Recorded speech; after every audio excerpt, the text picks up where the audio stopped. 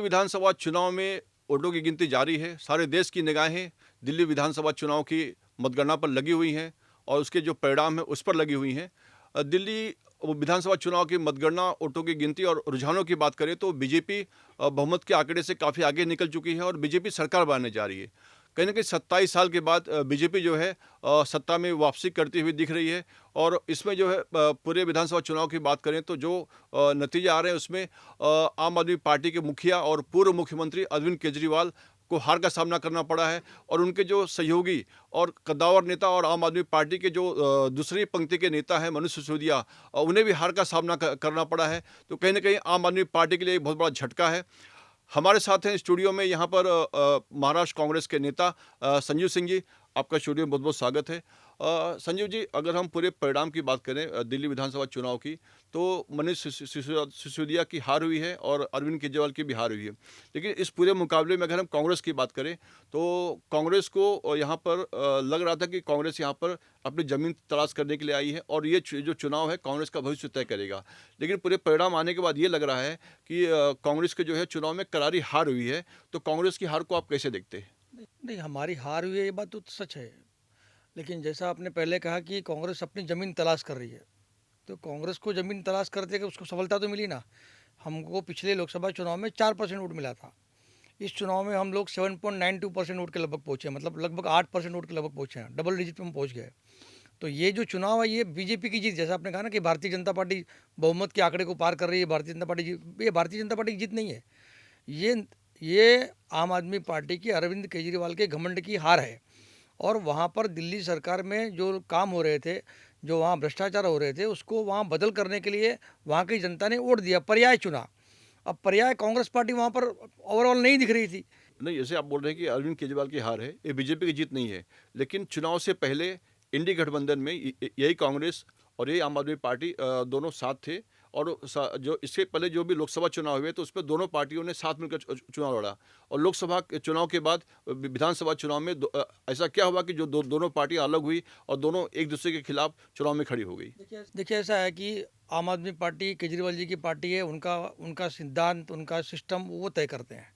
Congress party, हमारी party का system और सिद्धांत हम तय करते हैं।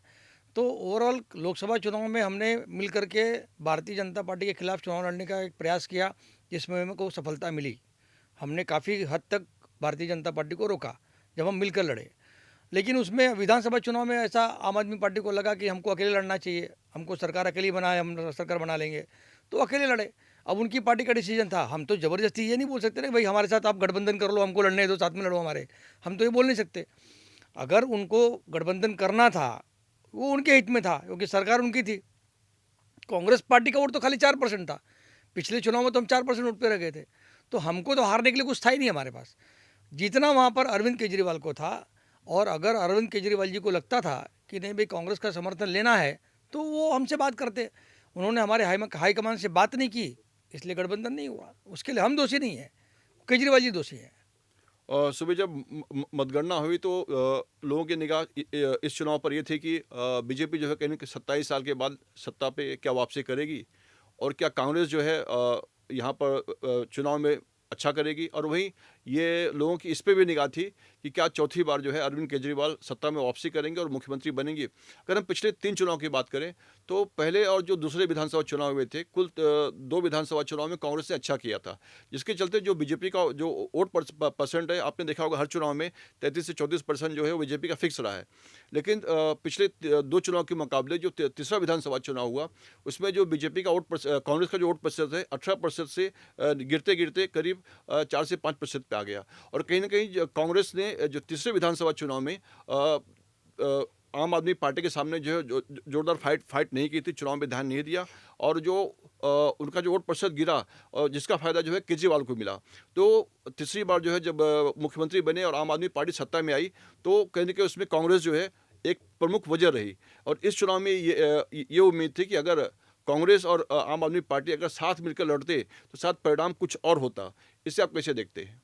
देखिए अभी अभी इस चुनाव का जो अगर आकलन हम करते हैं, तो अभी आई थिंक 46.90% ये भारतीय जनता पार्टी का वोटिंग परसेंटेज है इस चुनाव का। और 43%, 43.34% समथिंग आम आदमी पार्टी का है। और हमारा है 7.92%। अगर हम आम आदमी पार्टी और कांग्रेस पार्टी दोनों का वोट बैंक मिला देते हैं तो हम लोग जाते हैं 50% पर, जो भारतीय जनता पार्टी से अपर एंड पे है। अगर अरविंद केजरीवाल जी कांग्रेस पार्टी के हाईकमान के साथ बात करते, गठबंधन करते, इंडिया गठबंधन के साथ लड़ते, तो शायद भारतीय जनता पार्टी यहाँ पर चुनाव में जीत कर नहीं आती, क्योंकि यहाँ 47% और वहाँ 50%, हम लोग ऐसे भी हम विनिंग कंडीशन में आ रहे थे। लेकिन ये घमंड था अरविंद केजरीवाल जी का। उन्होंने भारतीय जनता पार्टी के बी टीम करके काम किया उन्होंने पूरे हिंदुस्तान में। जैसा हमारे नेताओं का उन पर आरोप है कि ये भारतीय जनता पार्टी का बी टीम है, उन्होंने हमको हरियाणा में हराया, उन्होंने हमको गुजरात में हरवाया, उन्होंने हमको गोवा में हरवाया। अब जहाँ जहाँ भारतीय जनता पार्टी को मदद करना होता था वहाँ वहाँ केजरीवाल जी पहुँच जाते थे। तो केजरीवाल जी को अगर जीतना था, अगर उनको सत्ता में वापस आना था, तो उनको कांग्रेस पार्टी के साथ बैठकर बातचीत करना चाहिए था। वो घमंड के रूप में रह गए, उनको लगा कि नहीं हम तो जैसे सत्ता में आए थे वैसे वापस आ जाएंगे। तो ऐसा नहीं होता है। उनसे, उनके गलत तंत्रों से, गलत उनके कार्यकाल से जो जो स्थिति थी वहाँ पर, दिल्ली की जनता बदलाव चाहती थी, ये दिख रहा था। कहीं न कहीं जो परिणाम आए हैं, और चुनाव से पहले कांग्रेस ने भी अपना आम आदमी पार्टी ने भी आरोप लगाया था कि कांग्रेस जो है बीजेपी की बी टीम बन के काम कर रही है। अभी जो परिणाम आए हैं उसको देखते हुए जम्मू कश्मीर के मुख्यमंत्री उमर अब्दुल्ला ने भी एक्स पे ट्वीट किया है कि उनका कहना है कि आपस में और लड़ो। तो क्या ये अगर आप दोनों पार्टी का समझौता होता, दोनों आपस में अगर मिलकर लड़ते तो परिणाम कुछ और होता। तो कहीं न कहीं जो उमर अब्दुल्ला का जो इशारा है वो इसी तरफ है। निश्चित तौर पे मैंने आपसे कहा ना अभी कि 46.90% बीजेपी का वोट परसेंटेज है, 43.43% लगभग आम आदमी पार्टी का है, 7.92% कांग्रेस पार्टी का इस चुनाव का है। तो दोनों अगर आम आदमी पार्टी और कांग्रेस को मिला दो तो 50% के ऊपर जाता है, 52% लगभग पहुँचता है। तो ओवरऑल तो जीत तो होती थी वहाँ पर। सरकार हमारी इंडिया गठबंधन अगर रहती वहाँ पर, अगर आम आदमी पार्टी और कांग्रेस पार्टी मिलकर लड़ती तो सरकार हम बनाते थे ऑब्वियसली। तो होता है। अभी ये देखिए ऐसा है, उमर अब्दुल्ला जी ने जो ट्वीट किया है ये बात सही है। उमर अब्दुल्ला जी ने क्यों केजरीवाल जी से बात नहीं किया जाकर के भाई आप कांग्रेस पार्टी के साथ बैठकर बात करो, क्यों अपने घमंड में रह गए सब। तो आप कांग्रेस पार्टी से त्याग किस, आप चाहते हो कि कांग्रेस पार्टी त्याग करते जाए और आप त्याग करने को तैयार नहीं हो, तो ताली एक हाथ से नहीं बजती ना भाई साहब, ताली दोनों हाथ से बजती है ना। महाराष्ट्र में कांग्रेस की हार हुई, हरियाणा में कांग्रेस की हार हुई, और झारखंड में छत्तीसगढ़ में कांग्रेस की हार हुई। और कहीं न कहीं हरियाणा और छत्तीसगढ़ और यहाँ पर महाराष्ट्र में उम्मीद थी कि कांग्रेस जीतेगी, अच्छा प्रदर्शन करेगी, और राहुल गांधी ने भी काफ़ी यहाँ पे काम किया था। लेकिन इन 3 परिणाम के बाद जो दिल्ली में जो कांग्रेस की हार हुई है, और जो पहले जो 3 हार हुई थी उसको लेकर इंडिया गठबंधन जो बना हुआ है उसके अंदर ममता बनर्जी और जो महाराष्ट्र की जो शिवसेना से जो सहयोगी दल है उन्होंने कांग्रेस को लेकर काफ़ी टिप्पणी की थी, और उन्होंने कहा था कि इस पर कांग्रेस को आत्ममंथन करना होगा, और उनकी कोशिश थी कांग्रेस को अलग थलग करने की। तो क्या इस हार के बाद इसका असर जो है राहुल गांधी का भविष्य और कांग्रेस के जो नीतियां हैं, जो भविष्य है, और जो आगे आने वाले जो चुनाव परिणाम है उस पर पड़ेगा? देखिए ऐसा है कि कांग्रेस पार्टी बदलाव के दौर से गुजर रही है। ये बात सच है, आपने कहा कि हमको हार पे हार मिलती जा रही है। लेकिन अगर आप देखेंगे तो लोकसभा चुनाव में कांग्रेस ने कमबैक किया। अब कांग्रेस पार्टी को थोड़ा समय लगेगा। ये बात तय है कि भाई हम लोग हार पे हार हमको मिलती जा रही है तो हम निराश होते चले जा रहे हैं, ये अलग विषय है। लेकिन क्या होता है कि आप जब बदलाव की परिस्थिति से गुजरते हैं तो बदलाव में समय लगता है। आप 1990 के दौर में जो दशक है उसको याद करिए। मैं आपको एक क्रिकेट की तरफ लेके जाना चाहता हूँ, खेल की तरफ। आपको पता है कि 1990 के दशक में, 90 के दशक में जब मैचेस होते थे, जब आईसीसी के ऊपर जब ऑस्ट्रेलिया कब्जा हुआ करता था, तब आपको याद होगा कि उस समय कैसा होता था कि 12 लोग मैच खेलते थे, 11 प्लेयर और एक अंपायर। आज की तारीख में कांग्रेस के साथ कांग्रेस जो चुनाव लड़ रही है वो सिर्फ भारतीय जनता पार्टी से चुनाव नहीं लड़ रही है। भारतीय जनता पार्टी के साथ इलेक्शन कमीशन भी है, शासन के और भी जो तंत्र हैं वो हैं, तो उनके साथ इलेक्शन कमीशन मिला हुआ है। कल हमारे नेता ने इतना बड़ा आरोप लगाया है, आपने कहा ना महाराष्ट्र चुनाव हम हारे नहीं है, हमको हरवाया गया है। ये क्लियरली दिख रहा है कि जब आपके पास जो पॉपुलेशन है, पॉपुलेशन से ज़्यादा वोट हैं, जो महाराष्ट्र सरकार की वेबसाइट पे जो पॉपुलेशन दिखाया गया है महाराष्ट्र की, उससे ज़्यादा वोट है यहाँ पर इलेक्शन कमीशन के साइट पर। और कांग्रेस पार्टी बारंबार उनसे मांग रही है, इलेक्शन कमीशन से रिपोर्ट्स मांग रही है, आपको election voting card, voting list मांग रही है कि हमें आप वोटिंग लिस्ट प्रोवाइड करो लोकसभा चुनाव का और विधानसभा चुनाव का। आप सोच लो कि करोड़ों के करोड़ों वोट जुड़ जाते हैं सिर्फ 5 महीने में। एक बिल्डिंग में 7,000 वोट जुड़ जाते हैं, एक बिल्डिंग के 7,000 वोट। तो ये जब इलेक्शन कमीशन पार्शियलिटी जब वहाँ पर कर रहा है, इलेक्शन कमीशन जब भारतीय जनता पार्टी के साथ मिलकर काम कर रहा है, तो कांग्रेस पार्टी को समय लगेगा लड़ने में। हम लोग लड़ रहे हैं कल जो राहुल गांधी ने दिल्ली में प्रेस कॉन्फ्रेंस किया, उसमें राहुल गांधी ने बीजेपी पर आरोप, चुनाव में धांधली करके जीतने का आरोप लगाया है। लेकिन राहुल गांधी ये जो आरोप है वो पहले से भी लगाते आ रहे हैं। ईवीएम को लेकर पहले उन्होंने आरोप लगाया और भी कई तरह के आरोप लगाए। फिर उन्होंने ये अभी नया आरोप लगाया धांधली का। फिर उसके बाद उन्होंने एक नया मुद्दा लेके आया कि इतने वोट जोड़े गए हैं। और इन सब सवालों का जो जवाब है कहने के जो चुनाव आयोग है वो दे चुका है। तो कहीं ना कहीं अगर हम राहुल गांधी के आरोपों की बात करें तो सोशल मीडिया पे आपने देखा होगा और वो सारे चैनल भी दिखा रहे हैं कि उन्होंने जो है पूरे एक सवा महीने के अंदर उन्होंने 3 अलग अलग बयान दिए हैं। पहले उन्होंने कहा कि 1 करोड़ के करीब वोटों की धांधली हुई है। फिर एक उनका नया बयान आता है कि 70 लाख के करीब वोटों की धांधली हुई है। फिर एक उनका नया बयान आया कि 39 लाख के करीब वोटों की धांधली हुई है। तो कहीं ना कहीं जो राहुल गांधी जो आरोप लगा रहे हैं, लेकिन वो उनका जो आरोप है पुख्ता नहीं हो पा रहा है। उनके बयान हर जगह, हर प्रेस कॉन्फ्रेंस में अलग अलग बयान आ रहे हैं और कहीं ना कहीं उनकी किरकिरी हो रही है और लोग उसका मजाक बना रहे हैं। तो उससे आप कैसे देखते हैं? देखिए, जैसा आपने कहा ना कि राहुल गांधी जी का जो विषय था, जो महाराष्ट्र के चुनाव में जो वोट जुड़े हैं, लगभग 75 लाख वोट जुड़े हैं। आप अगर पुराना रिकॉर्ड्स आप निकाल के देख ले तो हमारे जो महाराष्ट्र के अध्यक्ष नाना पटोले जी ने, उन्होंने पहले ही दिन चुनाव के शुरुआत होने के समय उन्होंने कह दिया था कि भाई महाराष्ट्र में 75 लाख वोट जुड़े हैं 5 महीने के दरमियान। इसका रिकॉर्ड हमको दे दो। राहुल गांधी जी ने ये मुद्दा शुरुआत से पकड़ा हुआ है। राहुल गांधी जी ने और कांग्रेस पार्टी ने ये मुद्दा शुरू से पकड़ा हुआ है कि भाई यहाँ पर इतने वोट जुड़े हैं 5 महीने में 75 लाख। जो 5 साल में जुड़ते हैं वोट 75 लाख, वो 5 महीने में जुड़ जाते हैं। तो ऐसा क्या हुआ कि पाँच महीने के अंदर 75 लाख वोट नए जुड़े। और जो राहुल गांधी जी ने जो कल प्रेस कॉन्फ्रेंस ली है, उसमें आपने देखा होगा कि उन्होंने पूरा तथ्य के साथ बात किया है कि भाई जहाँ जहाँ पर जिस कॉन्स्टिट्यूंसी में 35,000 वोट जुड़े हैं, वो पूरे के पूरे 35,000 लगभग भारतीय जनता पार्टी के विनिंग कैंडिडेट के पास गए हैं।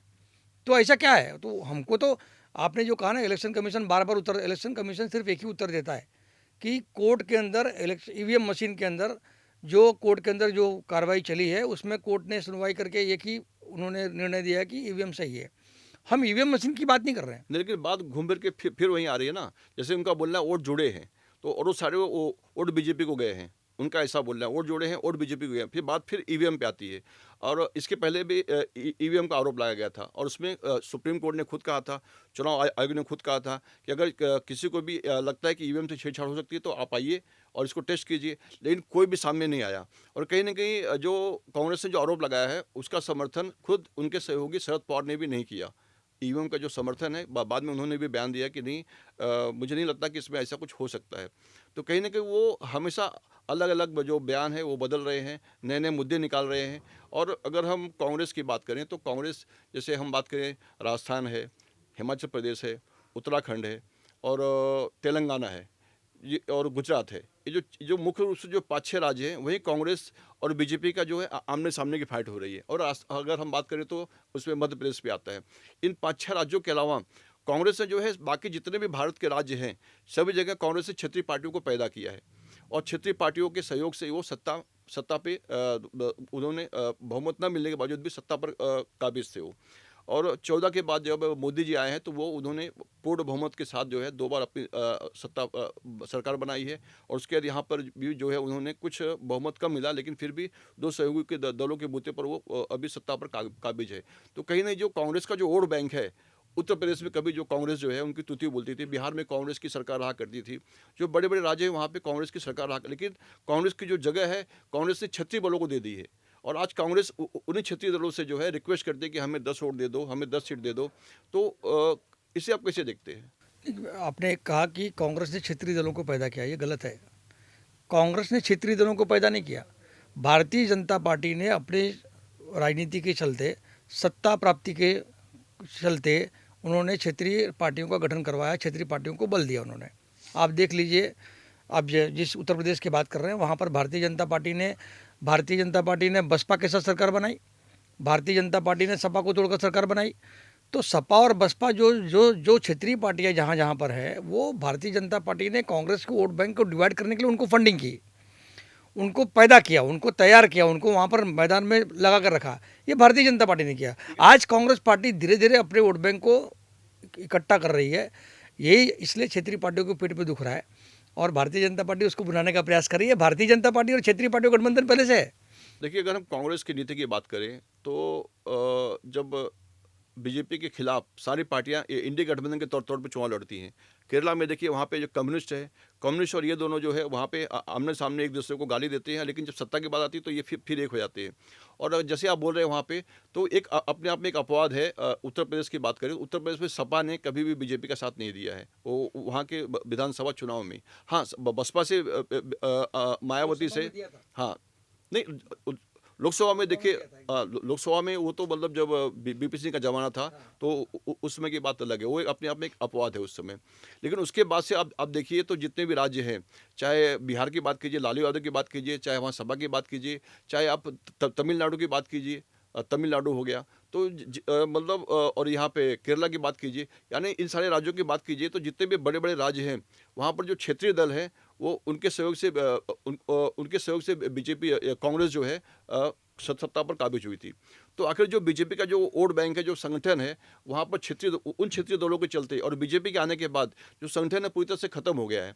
हम कह सकते हैं जो संगठन है और वो खत्म हो गया और जो कार्यकर्ता है वो पूरी तरह से निराश हो चुके हैं। तो उसे आप कैसे देखते हैं? मैंने आपसे पहले कहा है, अभी आपको 10 मिनट 5 मिनट पहले मैंने आपसे कहा कि कांग्रेस पार्टी बदलाव के दौर से गुजर रही है। हम एक विचारधारा की लड़ाई लड़ रहे हैं। हम अपनी विचारधारा को लोगों के अंदर हम वापस फिर से डालने का प्रयास कर रहे हैं। कांग्रेस पार्टी आज वो विचारधारा की अपनी लड़ाई लड़ रही है। मैंने आपसे कहा कि 90 के दशक में चले जाइए आप, क्रिकेट मैच की आपको याद दिलाता हूँ। मैंने कहा ना कि वहाँ 12 टीम खेलती थी, प्लस मतलब 11 प्लेयर प्लस एक अंपायर। आज भारतीय जनता पार्टी जो आप बात कर रहे हैं ना कि भारतीय जनता पार्टी जीतते चली जा रही है और कांग्रेस पार्टी के कार्यकर्ताओं का मॉरल डाउन हुआ, ऐसा नहीं है। भारतीय जनता पार्टी के साथ इलेक्शन कमीशन भी काम कर रहा है मिलकर के। वो प्रमाण हमने कल हमारे राहुल जी ने प्रमाण दिया है। वो हमने खाली खोखली बात नहीं की, हमने प्रमाण के साथ बात की है। लेकिन बीजेपी का आरोप है कि कांग्रेस जो है किसी संस्था पे भरोसा नहीं कर रही है। अगर उनके फेवर में अगर कोई फैसला आता है तो सुप्रीम कोर्ट को भी का विरोध करते हैं, ईडी का भी वो विरोध करते हैं। वो जितने भी सरकारी जो संस्थाएं हैं सबका विरोध कर रहे हैं, किसी की भी मानने को तैयार नहीं है। बीजेपी का ये कांग्रेस पर आरोप है। और जैसे आप जीत की बात कर रहे हैं बीजेपी का, तो कांग्रेस की बात कर रहे हैं आप 1990 के बाद की। बीजेपी को, कांग्रेस को जो है पूर्ण बहुमत कब मिला था? जब इंदिरा गांधी के समय जब राहुल गांधी सत्ता में, तब पूर्ण बहुमत मिला था। उसके बाद से लेके आज तक कांग्रेस को पूर्ण बहुमत नहीं मिला है। उसके बाद से कांग्रेस जब भी सत्ता में आई है सहयोगी दलों के बल पे भी आई है और लगभग 180, हाँ, नहीं वही बता रहा हूँ कि इंदिरा गांधी के बाद हुई, हाँ, के बाद राजीव गांधी को मिला। उसके बाद से और बीजेपी 3 सीट से लेकर अपने आप को धीरे धीरे बढ़ाते आज जो है तीसरी बार जो है मोदी जी सत्ता पर काबिज हुए। तो कहीं ना जो कांग्रेस की जो सीटें हैं वो कम होती जा रही हैं और एंटी इनकम्बेंसी में भी जो है कांग्रेस निकल नहीं पा रही है। मैं आपको रोक रहा हूँ, ये सरकार मोदी जी की सरकार नहीं है। ये सरकार इंडिया एनडीए गठबंधन की सरकार है। अगर आज चंद्रबाबू नायडू और नीतीश कुमार छटक जाए, मोदी जी गिर जाएंगे। मोदी जी की पूर्ण बहुमत की सरकार नहीं है। वो 400 पार सीट लाने की बात कर रहे थे, 272 भी नहीं पहुंचे वो। तो ये सरकार मोदी जी की सरकार नहीं है, ये सरकार एनडीए सरकार है जो बैसाखियों पर चल रही है, 2 बैसाखियों पर। मैं आपको वही बोलने जा रहा हूँ कि कांग्रेस पार्टी का जो आपने जो दौर बताया, उस दौर के बाद में हिंदुस्तान में गठबंधन का दौर चला, गठबंधन की सरकारों का दौर चला। उसमें हमारी भी सरकारें चली। नरसिम्हा राव जी की सरकार थी, मनमोहन सिंह जी की यूपीए 1 यूपीए 2 सरकार थी। हमने 2 सरकारें 3 सरकारें गठबंधन में चलाई। भारतीय जनता पार्टी की जो सरकारें बनी है गठबंधन की बनी है। भारतीय जनता पार्टी अकेले के पूर्ण बहुमत पर कहीं भी नहीं है। तो गठबंधन का दौर चल रहा है, इसलिए चल रहा है गठबंधन का दौर कि पूरे हिंदुस्तान के अंदर जो क्षेत्र वाइज क्षेत्रीय पार्टियाँ हैं उनका अपने अपने स्टेट में उनका दखल है।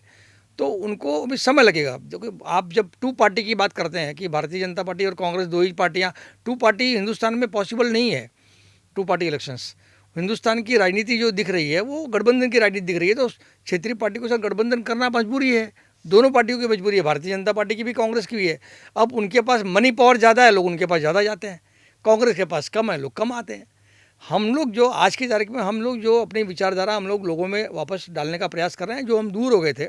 लेकिन 2014 में जब मोदी जी आए हैं तो उसमें कांग्रेस सत्ता में थी, उसमें कांग्रेस के पास भी मनी पावर था, उनकी सरकारें थी, तब मोदी जी सत्ता में कैसे आ गए हैं? झूठ बोलकर नहीं आए, यही अरविंद केजरीवाल जी ने कांग्रेस को, अगर कांग्रेस को पदमुक्त करने का किसने बड़ा काम किया तो वो अरविंद केजरीवाल जी ने और अन्ना हजारे जी ने किया।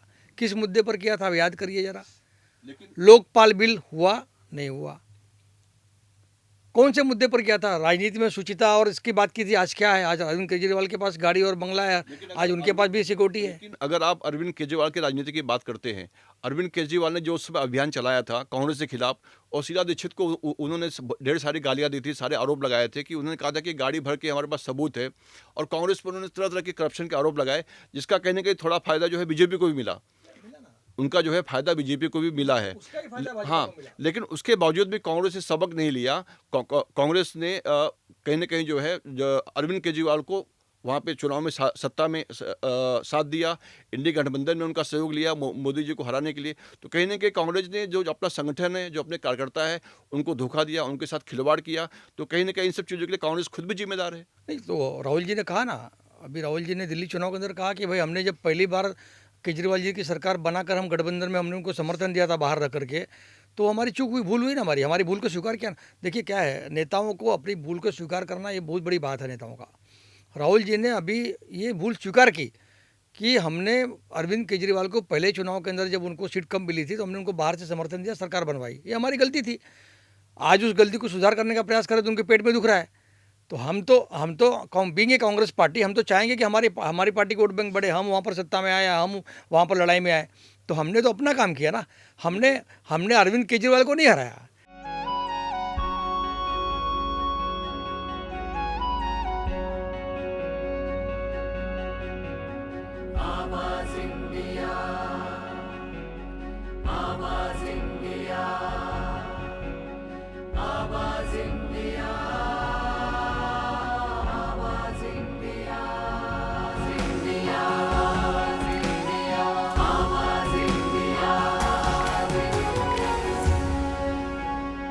लेकिन ये जो अभी चुनाव परिणाम आए हैं, इसमें जो बीजेपी सरकार बनाने जा रही है, जो परिणाम आए हैं उसके हिसाब से, और बीजेपी का जो वोट परसेंटेज वो बढ़ा है, और कांग्रेस का वोट प्रतिशत और आम आदमी पार्टी का जो वोट प्रतिशत अगर दोनों को मिलाते हैं तो कहीं ना कहीं वो सत्ता में वापसी कर सकते थे।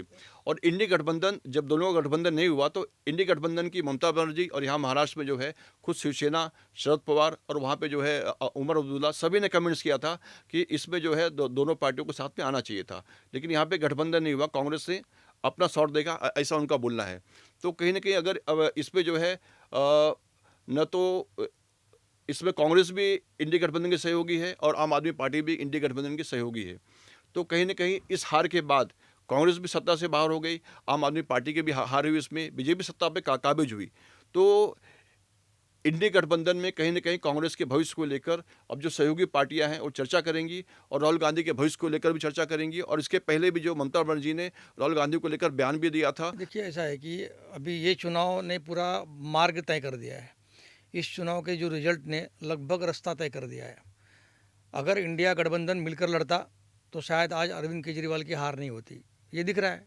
अगर साथ में लड़ते तो 51% वोट हमारा, मतलब सीटें हमारे सबको मिलती, सब जीतते सीट लगभग हम। लेकिन ये देखिए अब क्या होता है कि हर बार, जैसा मैंने पहले कहा कि हर बार कांग्रेस ने ही बलिदान देना है, हर बार त्याग कांग्रेस ने करना है।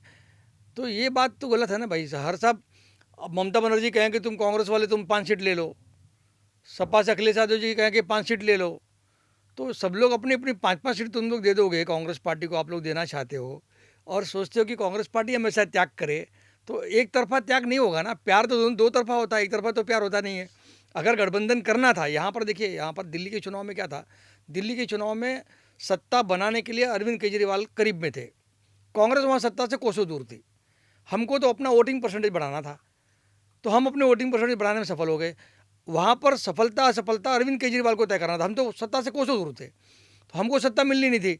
सत्ता मिलनी किसको थी? अरविंद केजरीवाल को। तो अरविंद केजरीवाल जी को पहल करनी चाहिए थी कि कांग्रेस पार्टी के हाईकमान से बात करे। आपने कोई पहल नहीं किया और बोलते हो कांग्रेस दोषी है। कांग्रेस कैसे दोषी होगी? कांग्रेस तो एक स्वतंत्र पार्टी, अपना विचारधारा के लिए इलेक्शन लड़ रही है। अगर आपको सत्ता प्राप्ति करनी थी, सत्ता आपको लेनी है, अगर आपने ये सोचा था तो आपको कांग्रेस पार्टी के पास जाके बात करना था, आपने बात ही नहीं किया। गलती आपकी है, कांग्रेस पार्टी की गलती नहीं है। अब क्या होगा, अब इंडिया गठबंधन के जो बाकी पार्टनर्स है, बाकी जो सहयोगी दल हैं, उनको विचार करना पड़ेगा, विचार करना चाहिए कि भाई आप कांग्रेस पार्टी के साथ मिलकर बात करो। आप बात ही नहीं करना चाहते हो। आप अपने हिसाब से कैंडिडेट तय कर देते हो, डिक्लेयर कर देते हो और बोलते हो कांग्रेस पार्टी ने समर्थन नहीं किया। कांग्रेस पार्टी समर्थन कैसे करेगी? वो भी तो एक पॉलिटिकल पार्टी है, हमको तो अपनी सत्ता चलानी है, हमको पार्टी चलानी है। ठीक है, पूरे मामले में एक आकलन ये लगाया जाता है कि अगर कांग्रेस और आम आदमी पार्टी का साथ में लड़ते तो जो वोट प्रतिशत है उसमें कहीं ना कहीं जो है ये लोग बीजेपी को टक्कर दे सकते थे। लेकिन अगर हम उसके दूसरे अर्थ में बात करें, ये महाराष्ट्र में देखिए, महाराष्ट्र में सारी पार्टियां इकट्ठा थी, सारी पार्टियां इकट्ठा थी, कांग्रेस भी इकट्ठा थी, एनसीपी भी इकट्ठा थी। उसके बावजूद जो है बीजेपी यहाँ पर सत्ता पे काबिज हुई महाराष्ट्र पे। और ऐसे कई राज्यों में 75 lakh vote, because of 75 lakh vote, जो 5 महीने में 75 लाख वोट बढ़े हैं। मैंने आपसे कहा ना, ये चुनाव, महाराष्ट्र का चुनाव एकदम अलग है चुनाव है। महाराष्ट्र के चुनाव में इलेक्शन कमीशन ने पूरा पार्शियली काम किया भारतीय जनता पार्टी के साथ। हम इलेक्शन कमीशन से बार बार वोटर लिस्ट मांग रहे हैं, जो जैसा आपने कहा ना, हम प्रमाण के साथ उनको मांग रहे हैं कि भाई हमको आप वोटर लिस्ट दे दो, आप 75 लाख वोट कैसे उसमें ऐड हुए उसका हमको प्रमाण दे दो, आप उनके नाम दे दो, उनके फोटोग्राफ्स दे दो, उनके मोबाइल नंबर दे दो, ताकि हम वेरीफाई कर सकें। इलेक्शन कमीशन उस देने को तैयार नहीं है।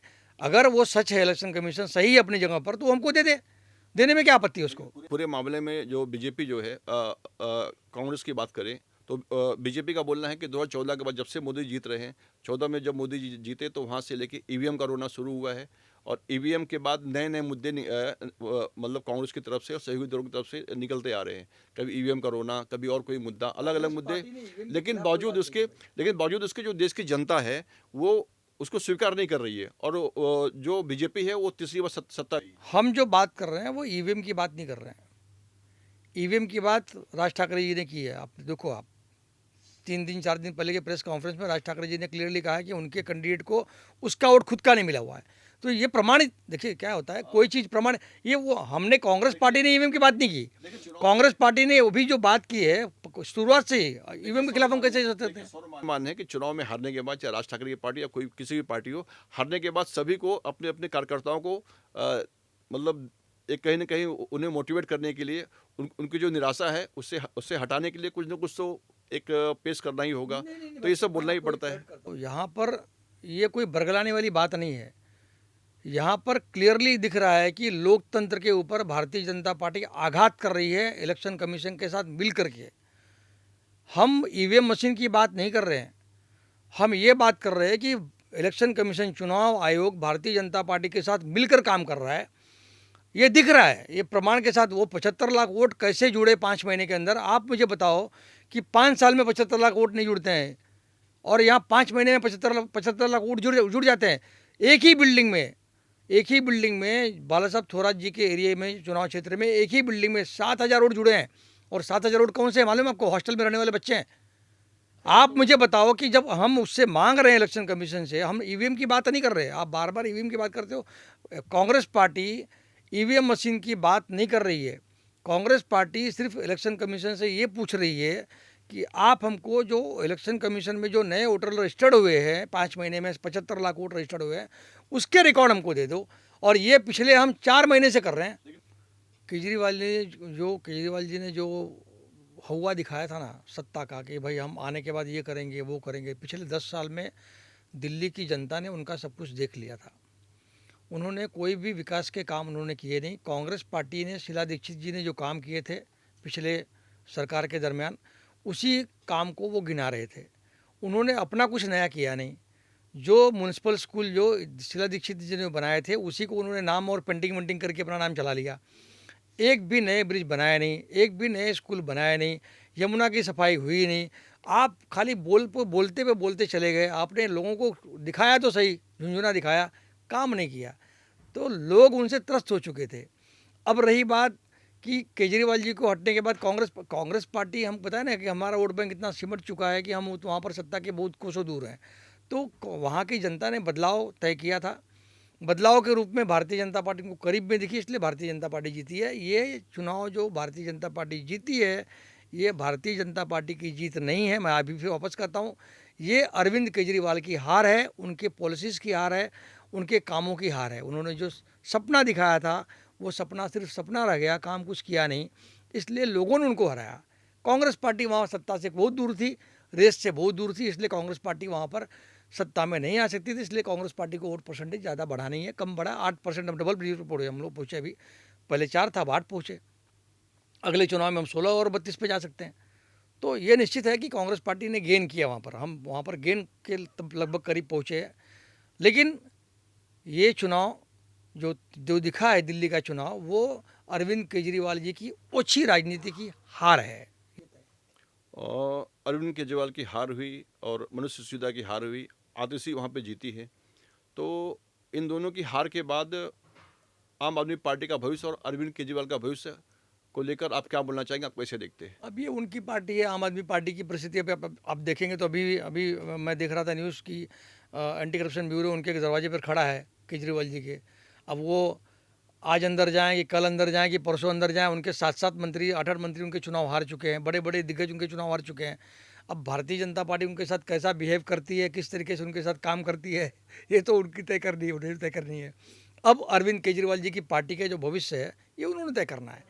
उन्होंने ये तय करना है कि हमको भारतीय जनता पार्टी की बी टीम के साथ काम करना है, बी टीम जैसे बन के काम करना है, या भारतीय जनता पार्टी के पैरेलल काम करना है, या उनके अपोजिट पे काम करना है, ये उन्होंने तय करना है। तो अब ये उनकी पार्टी का विषय है, मैं उसके बारे में कोई कमेंट नहीं कर सकता। बड़े लोग हैं, बड़ी पार्टियां, उनकी पार्टी अपनी जगह पर है, उनकी विचारधारा अपनी जगह पर है, हमारी विचारधारा अपनी जगह पर। लेकिन बीके कांग्रेस पार्टी, मैं ये फिर से कहना चाहता हूँ कि कांग्रेस पार्टी ने अपनी गलतियों से सबक ली है। कांग्रेस पार्टी अब अपने को रिफॉर्म कर रही है। हम अपनी जो गलतियाँ हैं वो लोगों के बीच में जाके एक्सेप्ट कर रहे हैं कि हमने ये गलतियाँ की है, आप हमारे साथ आइए, हम आपके साथ आएंगे। भारतीय जनता पार्टी की जितनी गलत नीतियाँ हैं, जितने भी गलत काम किए जाएंगे वहाँ पर, कांग्रेस पार्टी दिल्ली में भले हम सीट नहीं जीत पाए, लेकिन एक विपक्षी पार्टी के नाते वहाँ पर आंदोलन करेंगे, उनकी गलत नीतियों के खिलाफ हम वहाँ युद्ध करेंगे, मैदान में उतरेंगे। यही गलती कुछ पंजाब में भी कांग्रेस ने किया था। पंजाब में वहाँ पर जो है आम आदमी पार्टी सत्ता पे काबिज है, उससे पहले कांग्रेस वहाँ पे सत्ता पे काबिज थी, लेकिन वहाँ पे आम आदमी पार्टी ने कांग्रेस की जगह ले ली वहाँ पे, और वहाँ पे कांग्रेस का सुपड़ा साफ हो गया। तो क्या कांग्रेस सबक लेगी? जैसे आपने कहा कि कांग्रेस अभी पुनर्गठन के दौर से गुजर रही है, फिर आपने फिर कहा कि अगर गिव एंड टेक की बात होगी तो कांग्रेस सोचेगी।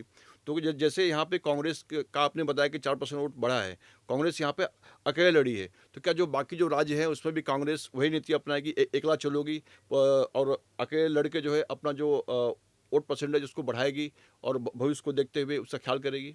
निश्चित तौर पे हम तो चाहेंगे ना, बीइंग में की पार्टी, पॉलिटिकल पार्टी, हम भी एक राजनीतिक पार्टी, हम भी अपनी पार्टी को आगे बढ़ाना चाहते हैं। हमारे हाईकमान ये तय करेगा, ये तो ऊपर की बात है, ऊपर के नेतृत्व की बात है।